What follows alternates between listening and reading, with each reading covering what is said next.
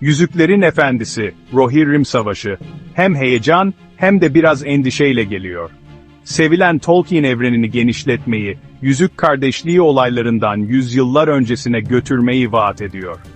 Film, Tolkien'in eklerinde sadece ima edilen bir döneme, efsanevi Rohan kralı Mifer-El'in hükümdarlığına odaklanıyor. Amaç takdire şayan, Orta Dünya'nın zengin tarihine bir bakış sunuyor. Daha sonra, Yüzük Savaşı'nda önemli bir rol oynayacak olan Miğferdibi Kalesi'nin yapımını görüyoruz.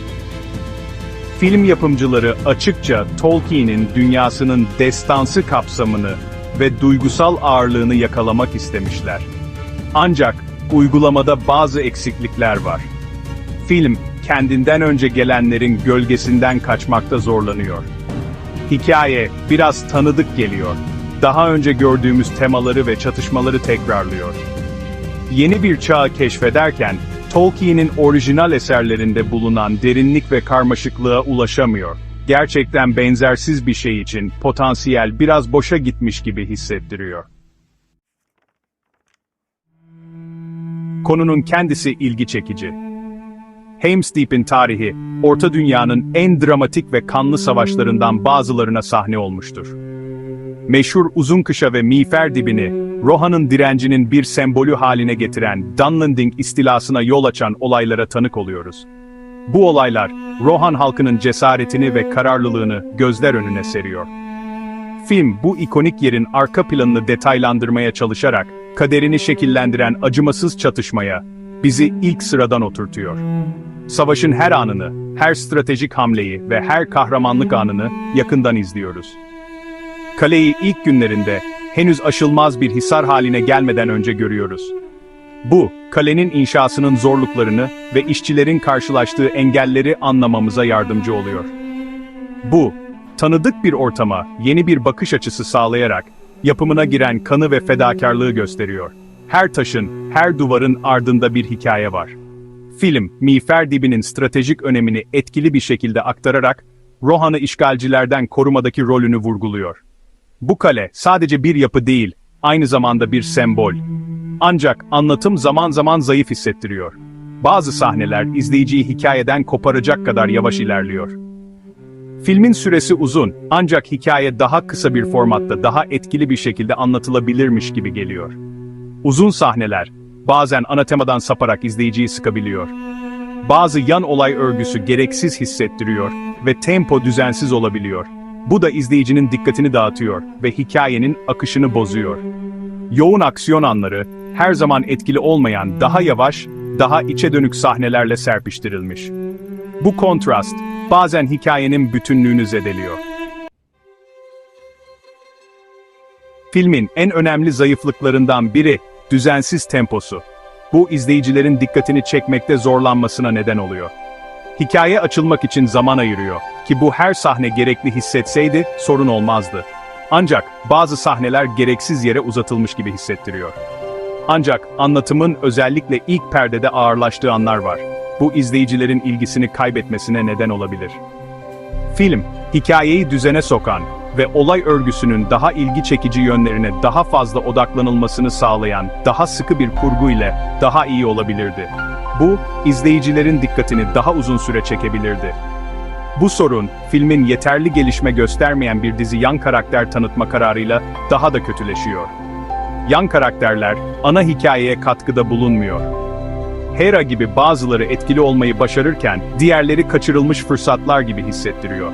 Bu, filmin genel kalitesini düşürüyor. Hikayeleri gelişmemiş hissettiriyor ve varlıkları genel anlatıyı önemli ölçüde etkilemiyor. Bu, izleyicilerin karakterlere bağlanmasını zorlaştırıyor. Film yapımcıları, kaynak malzemenin kısıtlamalarının farkında görünüyor. Ancak, bu kısıtlamaları aşmak için yeterli çaba göstermemişler. Yeni karakterler ve yan olay örgüsü ekleyerek hikayeyi detaylandırmaya çalışıyorlar.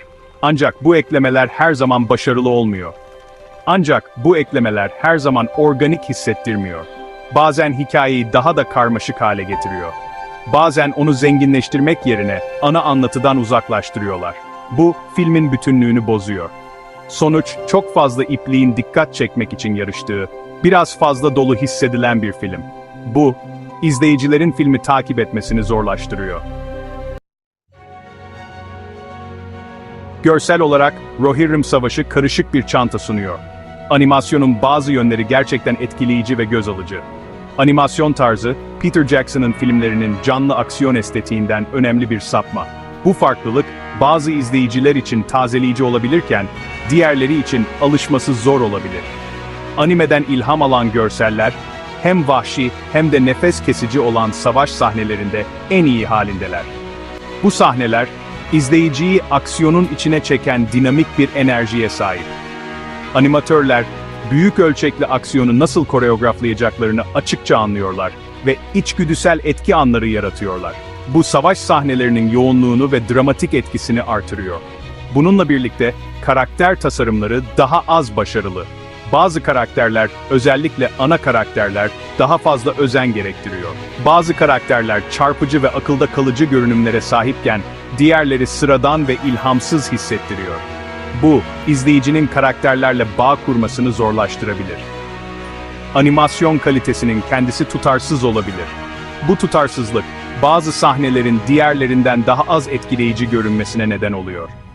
Bazı sahneler akıcı hareket ve ayrıntılı ifadeler sergilerken, diğerleri sert animasyon ve ayrıntı eksikliğinden muzdarip.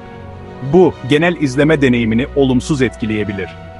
Filmin Batı fantezisini anime estetiğiyle harmanlama girişimi ilginç bir deney. Bu harmanlama, bazen beklenmedik derecede iyi sonuçlar verebiliyor. Zaman zaman şaşırtıcı derecede iyi çalışıyor. Bu anlar, filmin en güçlü yanlarını oluşturuyor. Dinamik animasyon, orklar ve troller gibi tanıdık yaratıklara yeni bir soluk getiriyor. Bu yaratıklar, anime tarzında daha tehditkar ve etkileyici görünüyor. Ancak, genel etki sarsıcı olabilir. Bu sarsıcı etki, izleyicinin filmden kopmasına neden olabilir. Anime tarzı, Jackson'ın filmlerinde oluşturulan daha gerçekçi tonla çelişiyor. Bu çelişki, filmin tutarlılığını zayıflatabilir.